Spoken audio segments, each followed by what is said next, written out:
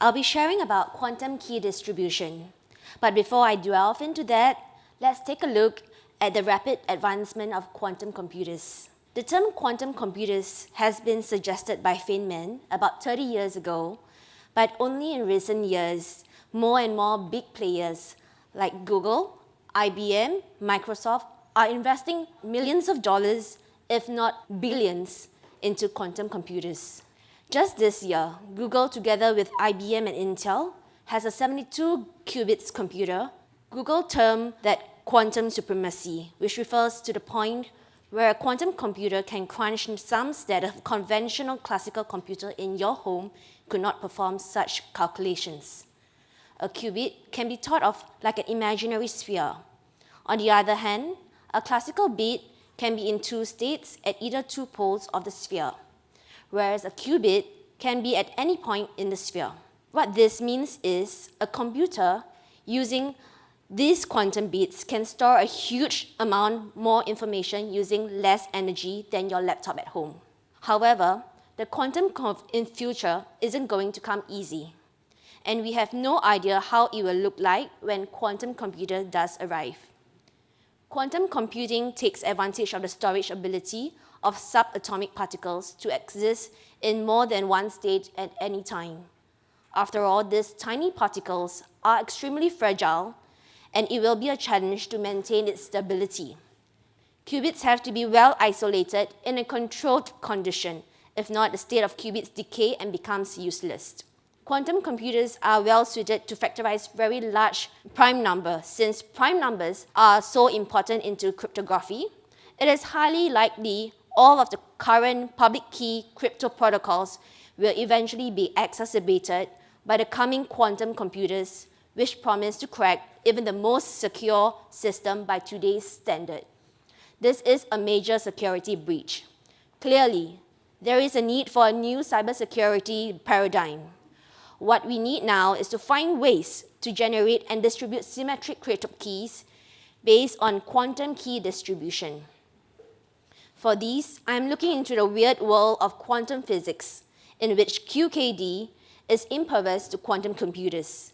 Well, I'm able to detect man-in-the-middle or intrusion inside the fiber network.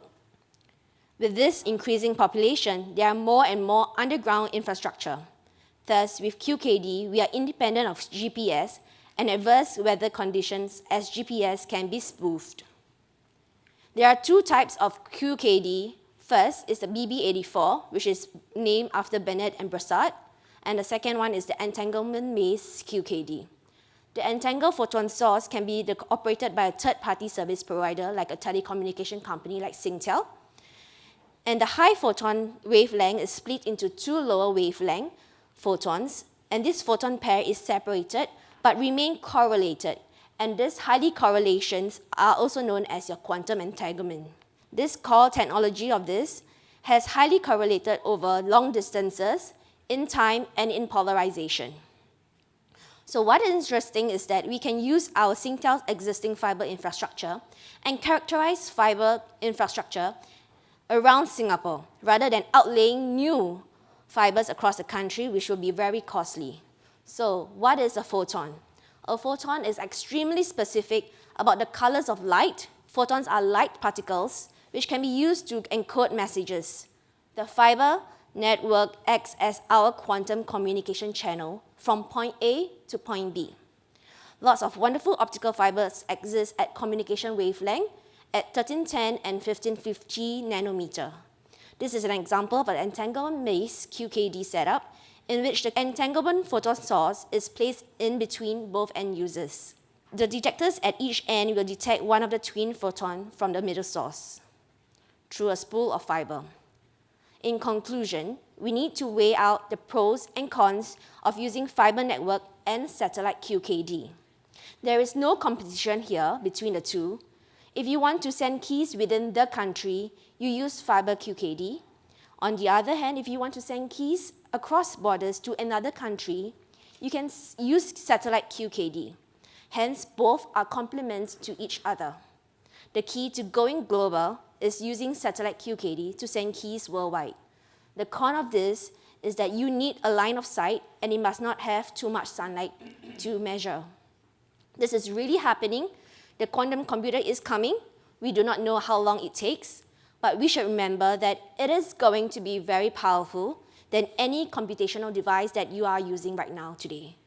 Power that we won't be able to fully utilize until future generation and us truly understand such system. Thank you.